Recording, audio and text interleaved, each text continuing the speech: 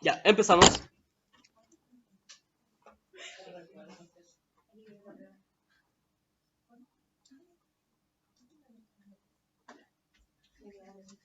¿Ustedes han ido al psicólogo en algún momento de su vida?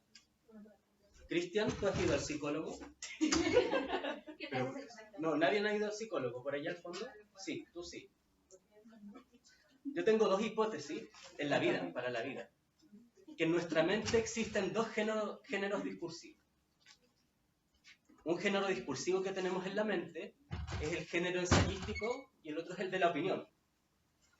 El de la opinión quizás yo lo mismo y es como bien fácil, ¿no? Está como relacionado con los gustos, ¿no? A mí me gusta el verano por X motivo. Es subjetivo, ¿no? A mí me gusta Bad Bunny, subjetivo, da lo mismo. Es opinión, ¿no? Y el otro género que tenemos en nuestra mente es el género ensayístico. Nosotros constantemente estamos haciendo ensayos en nuestro diario vivir. Por ejemplo, si saludamos a alguien, ese alguien nos saluda con mala cara, por ejemplo, nosotros hacemos ejercicios retóricos, pensamos, reflexionamos, ¿ya? Para sacar una hipótesis probablemente de por qué esa persona me saludó como de mala gana. Quizás me odia, o quizás tuvo un mal día, quizás me quiere matar. Vale, pero una persona que te quiere matar y va a intentar va a pasar piola ahí. Entonces, ¿a qué voy con esto? Que nosotros constantemente estamos realizando hipótesis en base a argumentos para justificar un elemento de la realidad. ¿Ya? Esa es como una hipótesis que tengo. Como nuestra mente funciona en base a opiniones y a ensayos. Es decir, tenemos como dos géneros discursivos, ¿no? Dos funciones enunciativas en nuestra mente. Entonces, dicho eso, díganme ustedes, ¿qué es el género ensayístico? Según en sus palabras, por ejemplo. Yo lo dije en mis palabras, ¿no? Ahora díganlo con sus palabras. ¿Qué hace el género ensayístico con la realidad, no?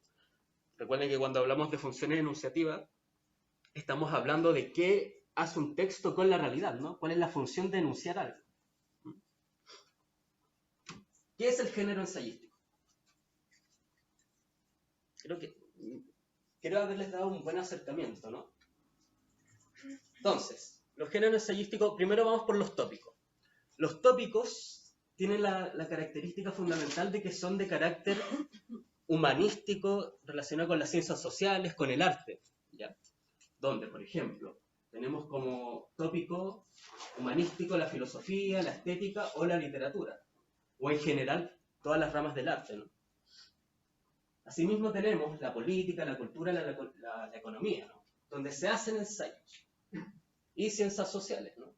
La psicología, la sociología y la antropología.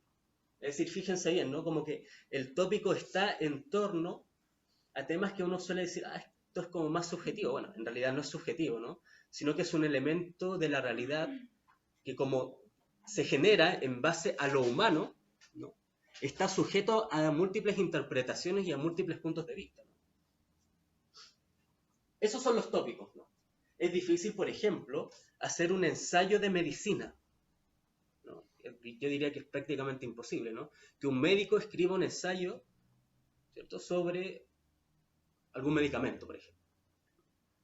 Ahora bien, sí se podría escribir un ensayo relacionado con, no sé, se me ocurre, la relación entre la política, la sociedad y los efectos del coronavirus, ¿no? Es un tema médico, pero el foco está puesto en los efectos sociales, ¿no? Y en los efectos políticos del coronavirus. Entonces siempre tiene un abordaje comúnmente hacia la humanística o la ciencia social. Y ahora, función enunciativa. Recuerden, nosotros teníamos dos herramientas principales, más una derivada, para hacer géneros discursivos, ¿ya? Uno es el tópico, ¿ya? Y el otro es la función enunciativa del texto, ¿ya?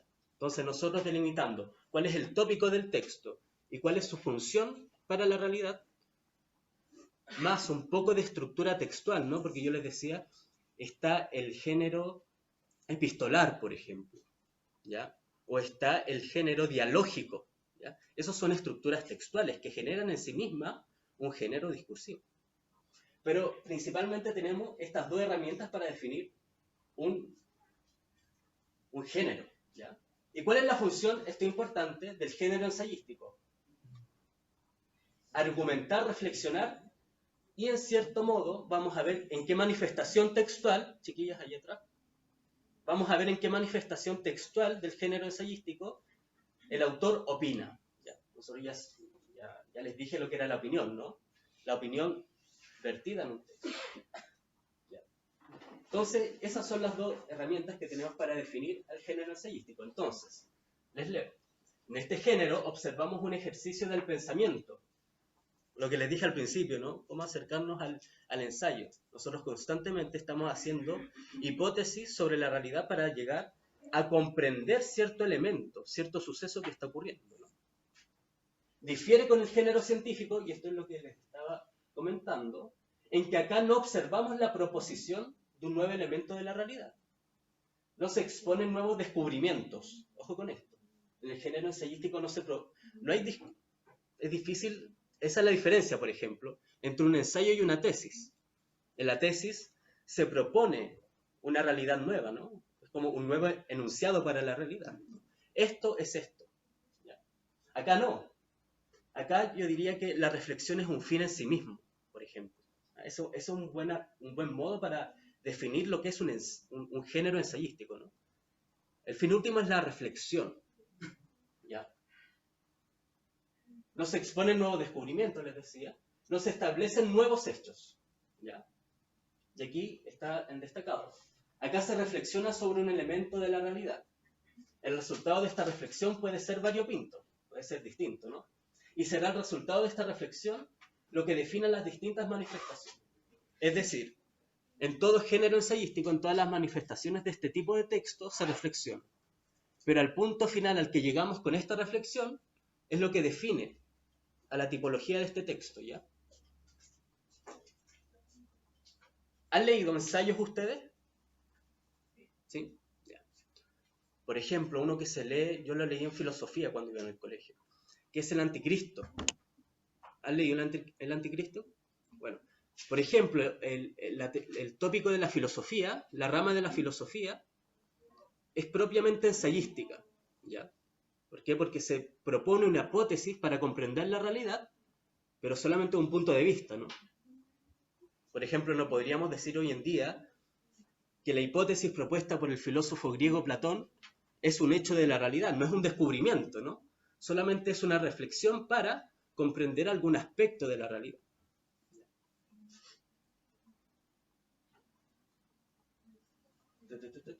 Perfecto. Otro ensayo que leí, por ejemplo, era para historia cuando iba en el colegio. Leímos El Príncipe. El Príncipe igual. Es un ensayo sobre estrategias y reflexiones sobre el poder, ¿no? Cómo una persona puede llegar al poder y proteger el poder. Maquiavelo le dirigía este texto a un príncipe de no sé cuánto, se me olvidó. Pero le decía cómo ganar el poder. Él ya era príncipe, ¿no? Pero todavía no tenía poder. Entonces le decía cómo ganar el poder y estabilizarlo, protegerlo. Eso es un ensayo también. No se establece un hecho en la realidad. Se hace una reflexión, ¿cierto? Que es un fin en sí mismo. ¿Ya? Es una hipótesis de la realidad. De hecho, en ese caso es muy interesante porque también podría caer dentro del género de los manuales, ¿no? El príncipe como un manual, porque se le está enseñando a alguien cómo ganar poder. Y de hecho hay mucha literatura sobre eso. Muy mala literatura.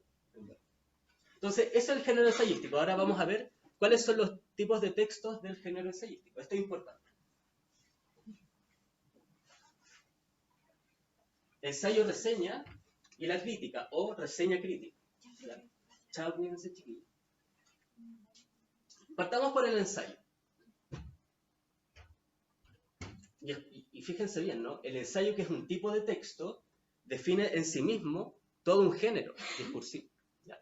Les leo aquí la definición que les propongo. Se realiza un ejercicio argumentativo para establecer una mirada sobre un tema. ¿Ya? Ojo con eso, un ejercicio argumentativo.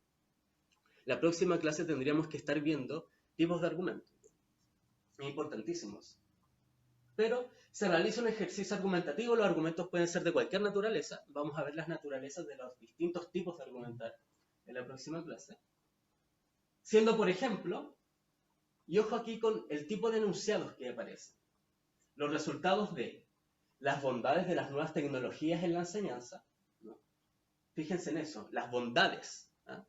Es decir, se establece algo como bueno o malo, ¿no? También hay un juicio de valor, por lo tanto, puede ser imparcial, ¿ya?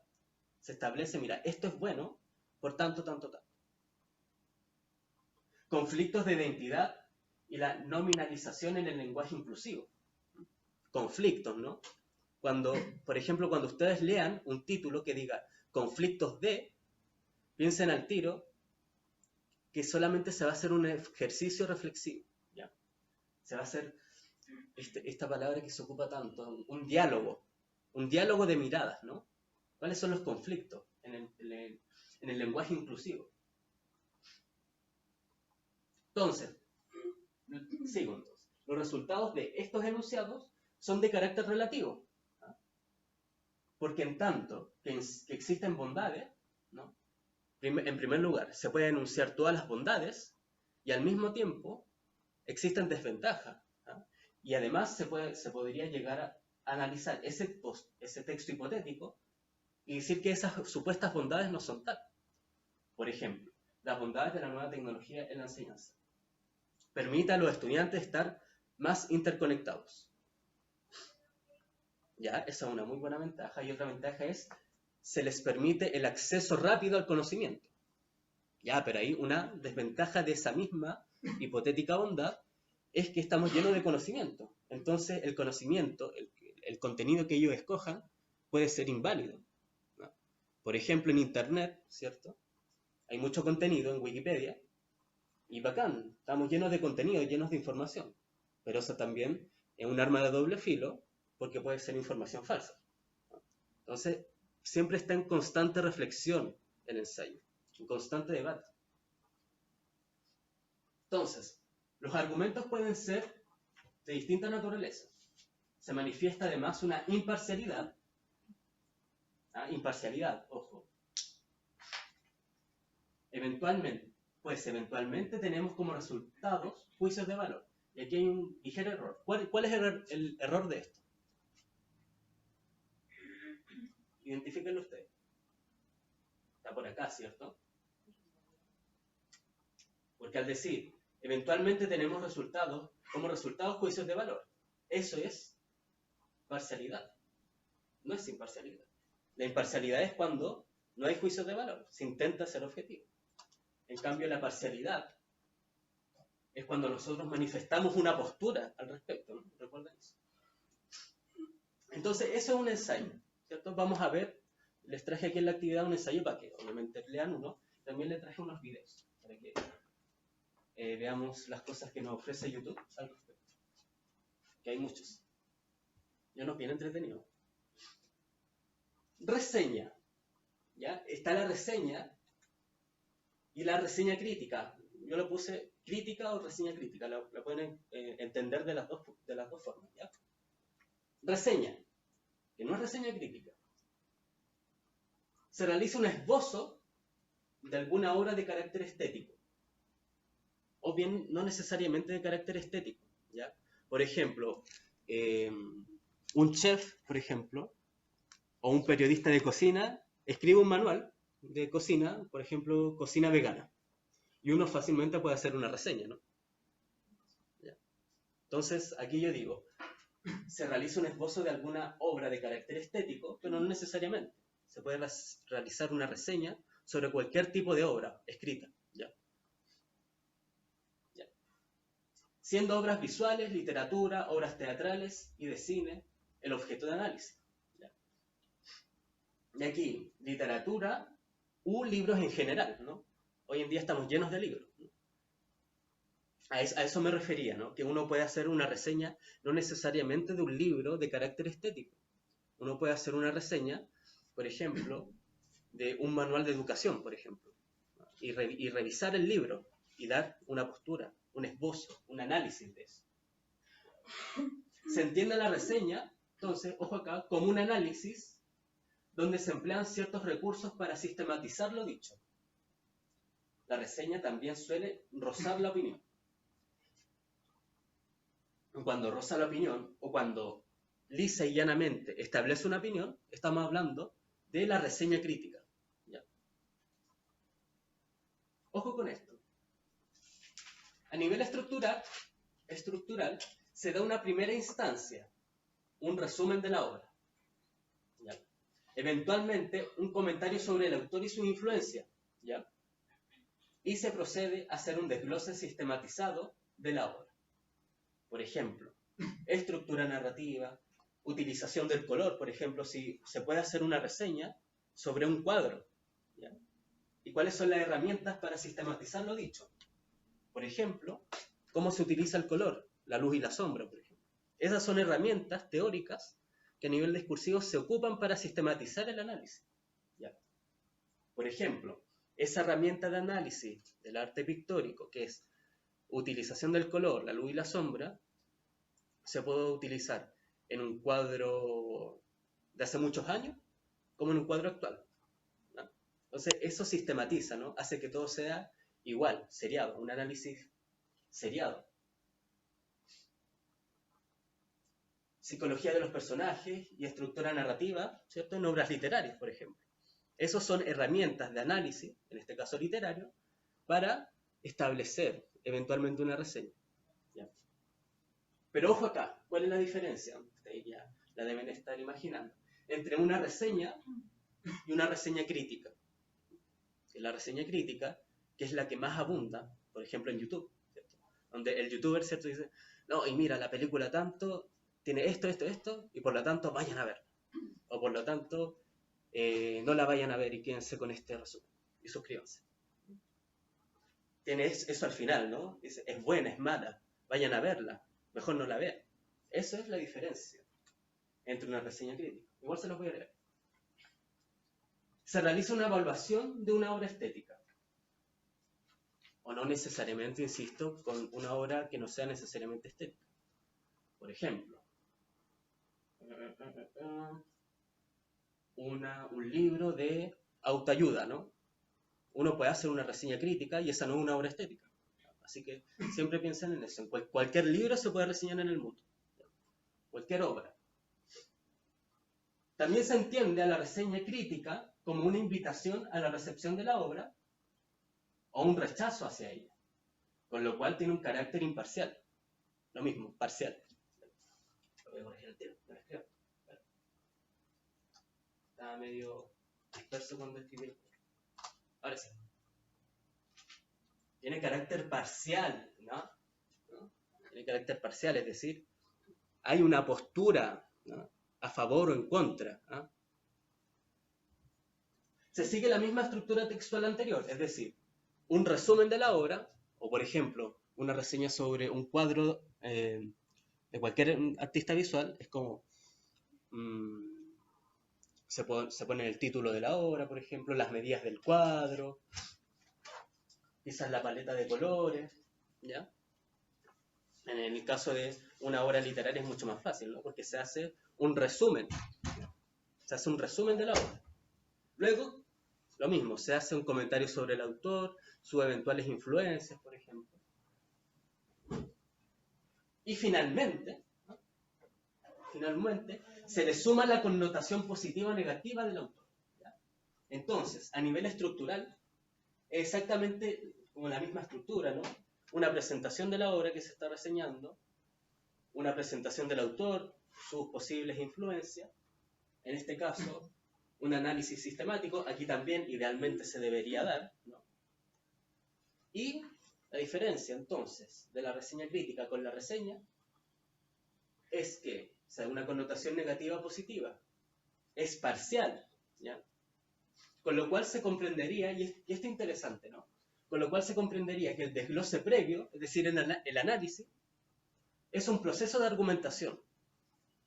¿Cómo es eso? A ver, ando con un libro. Por ejemplo, yo hago una reseña crítica sobre un libro, por ejemplo, de este libro, ¿ya? Entonces yo lo resumo, ¿cierto? Idealmente todas sus partes. A nivel estructural tiene 5 capítulos, ¿ya? Intento desglosar los personajes, aunque esta tiene mucho, ¿ya? Digo el título de la obra, 2666. Hago idealmente un pequeño comentario del autor. Roberto Bolaño, ¿quién es Roberto Bolaño? ¿De qué nacionalidad es? ¿A qué época pertenece? Y eso es bien interesante, porque ahí entenderíamos cuáles son sus hipotéticas influencias. ¿Ya?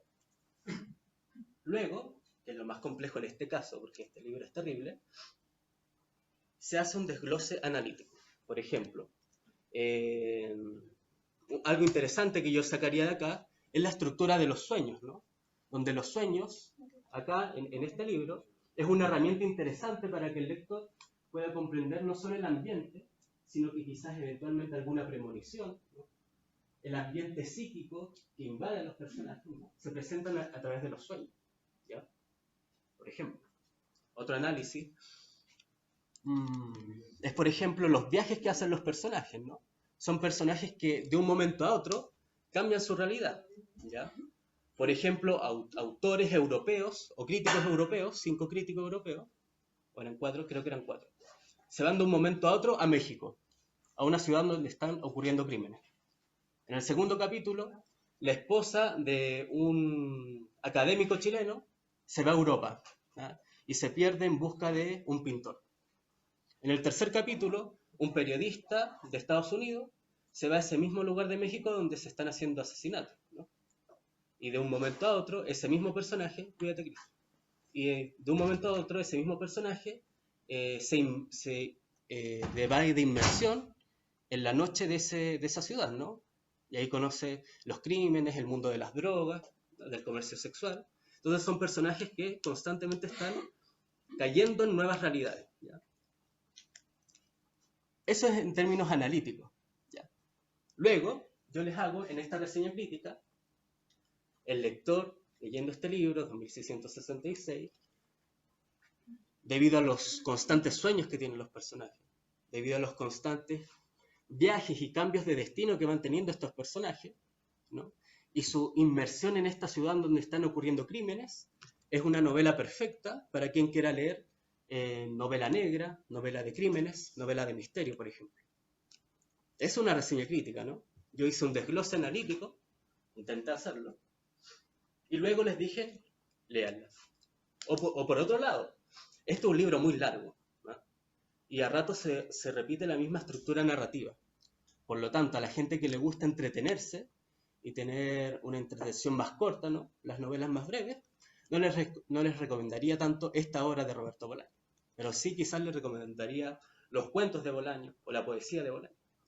Entonces, es una invitación, ¿cierto? O un rechazo a la recepción de la obra.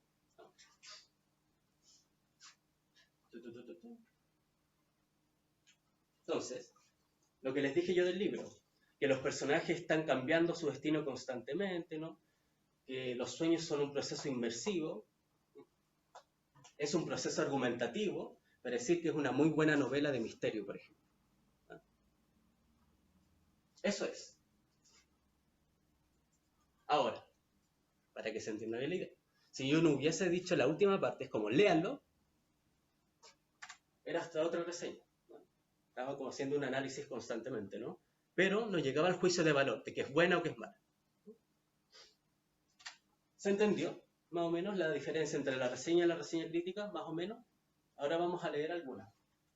No, perdón, vamos a leer un ensayo. ¿Se comprendió más o menos el ensayo?